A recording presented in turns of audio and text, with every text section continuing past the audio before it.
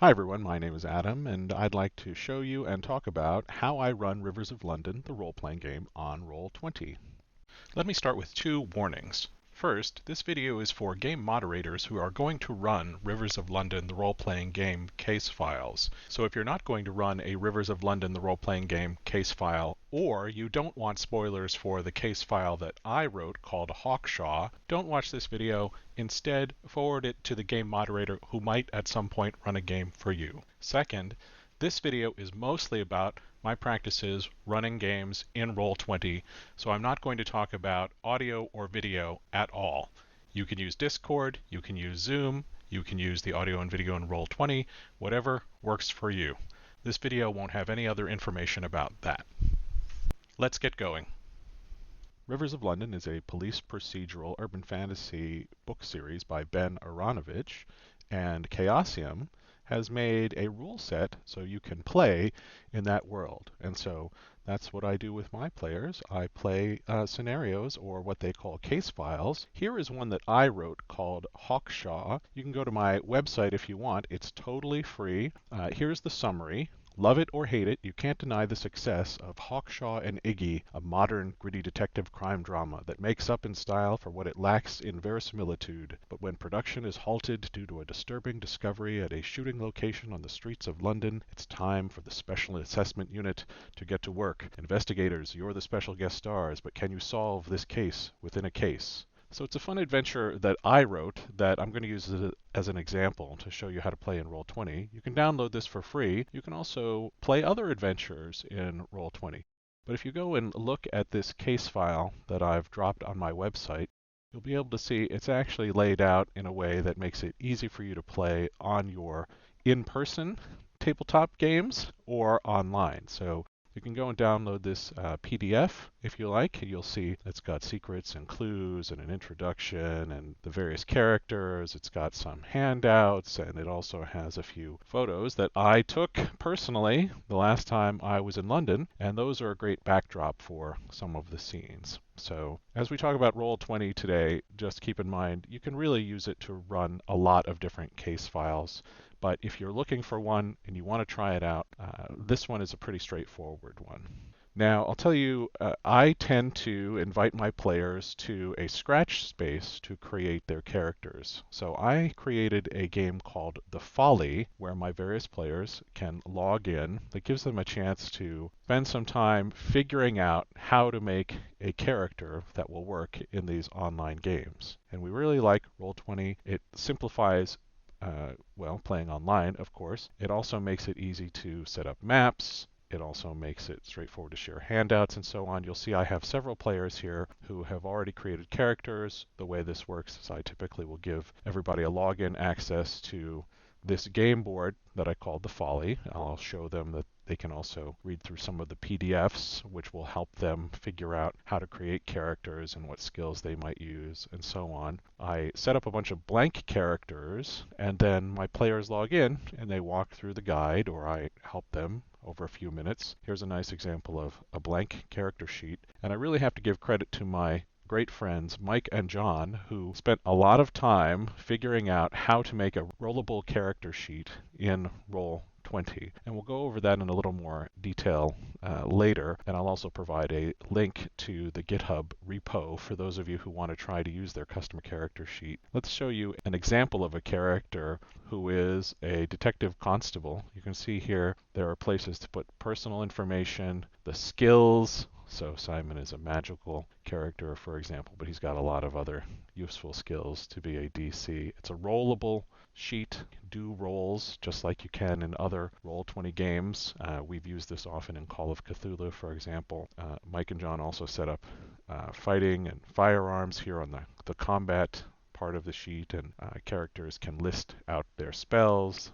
If they want to, they can mark check marks for what they've mastered, and they can keep track of their inventory and their assets and so on. It's really the thing that they contributed so greatly to our game so that we could streamline all the play and make it fast and easy to play online, just as we have with a few other games. So I owe them a great debt. I know not everybody has access to this character sheet yet, but if you want to try to find it, Again, I'll put it in the notes for this video, and then you'll be able to download it and put it into your own game. I'll also mention I use a supplementary tool called Token Stamp for creating the character tokens as they move around on the game board. You can use lots of other tools out there to create tokens. I just find this one to be pretty straightforward. And I know this video is about how I run Rivers of London on Roll20, so here is a game. This is Hawkshaw, the scenario I wrote. It starts with a splash screen. You can see I've popped a bunch of different player tokens on the board. I usually don't play with a group that is quite that large. I think for this scenario, 3 to 4 players is just right. But I have my own photo in the background. I like to keep it simple, and I have a few assets that I found online, and I have a small number of pages because I find that the narrative style of the Rivers of London game lends itself to simplifying things for me, not having too many tactical battle maps and so on. I usually try to create a token page where I can drop the tokens for the NPCs as I create them and assign them to the different handouts, so I recommend that. I also use all of the different features of Roll20 in the journal. So I'll create characters for the various NPCs and of course for my player characters, the good guys and the bad guys, and I use handouts as well. This is great. I have the synopsis handout for the scenario that everybody gets access to as soon as they start the game, so they can remember, oh, this is what it's about, and or the hook. I have a variety of other handouts for this particular scenario that I just give to the investigators as soon as they log in, because one of the fun parts about this one is the investigators show up on a remote shooting location for a TV show, and in this world we're going to pretend that they know something about this TV show, whether they like it or they don't. They know who the stars are. That's why I put IMDb profiles in here. I also have a fun review from the Times. I have a poster that I made up for the show. I made up some episode summaries, really just to add some richness and texture to the world to make it feel like when they're on that set where the film shooting is happening, it's for something that they understand and know and have heard of.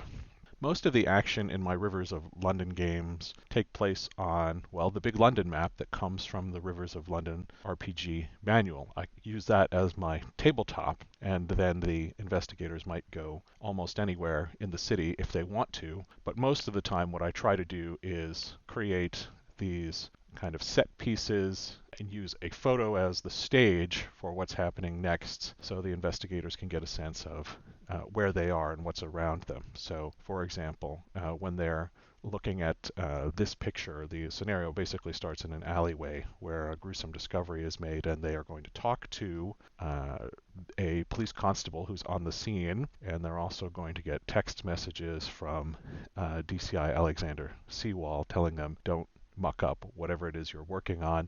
And they get to interview suspects, they get to observe the scene, and this kind of helps them coalesce around one particular area of the map all together as they talk about what they're going to do and then enact their plan. And they even meet some significant NPCs, including this one named Phineas Welton, who's a very famous actor who happens to be the star of the show. He's a ham.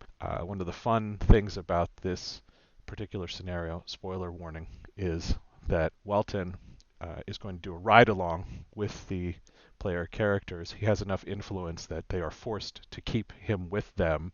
He wants to learn, in theory, more about how to be a detective because it will help with the realism of his role. In practice, he occasionally can help the investigators. Often he will interfere with what they do. So on the map, I usually keep photos of different locations as well. For example, the investigators might go to the pub across the street, and so I make that really easy to drop here and for the players to move over to these different kinds of locations. This is going to be nothing new to anybody who already uses Roll20 on a regular basis, but hopefully for those of you who are thinking about running Rivers of London on Roll20, this will give you some ideas about how to simplify the narrative storytelling part of it. I also keep clues on the Game Master layer, so there might be images, and I will zoom in on some of the images, like this sign that appears on somebody's jacket. and show that, and that can be very cinematic for significant clues. And I also wind up showing investigators other pictures as they change to different locations. I'll take a picture and I will move it over to this big tabletop. And oh, now you're walking down a covered walkway, and this is what you see. And again, these are pictures that I took myself, but they're also included in the downloadable case file, or of course you can find your own somewhere. But I think that really adds a nice touch to this theater of the mind style of play. It doesn't have to all be in your mind. Sometimes a little visual aid can go a long way. I've set up these pictures for key scenes. Sometimes they're a little larger because what we want, especially in an action scene, is for the players to feel a little bit of immersion. And I have a set of NPC tokens as well, and I place those in the picture in approximately the locations the investigators would see if they were immersed in the scene. And all of that, I think, helps them to really get into the game. As I said, my players did a great job creating this rollable character sheet, and I also said that Phineas Welton, a key NPC, can sometimes help them. Oh, but sometimes he doesn't do very well at all, and that can have dramatic consequences and ramifications. There were a few cases in playtesting where, oh, he's not doing very well at all for social, even though he has a great social skill relative to some others, but he might have said the wrong thing or been too egotistical or perhaps been rude or something like that. So this is part of the fun of running this particular scenario. You not only get the tension of solving the crime, you get this monkey wrench, if you will, of an NPC who's trying to help you but sometimes doesn't. And if the investigators depend on him too much, well, sometimes that may make the case file go a little wrong for them. And that's part of the fun, really, dealing with these little issues as they come up along the way. And sometimes they're big issues and very exciting and dramatic. Now, you can see here I have all of the different handouts, or you can see I have all the different characters, and I have handouts ready to go. I also will show my players the rewards, the development points, really, if they complete the scenario. I will typically end on another splash page that's pretty simple as I go through all of their achievements, and they have a chance to ask me questions about anything that they didn't understand over the course of the investigation, or tell me what they liked about it, which can be helpful as well. So this scenario, Hawkshaw, takes about 3 hours to play, and 3 hours is usually my limit for online play, with at least one break somewhere in the middle. I really recommend not going much longer than that. But if you decide to play this case file, Hawkshaw, or some other case file of Rivers of London, the role-playing game, on Roll20, I hope this video has been really helpful to you, and I hope you have a lot of fun. Many thanks to Ben Aronovich for creating the world, for Chaosium for giving us the rules, and to my players for continuing to have fun with me. Everybody, please enjoy your games, and thanks for watching.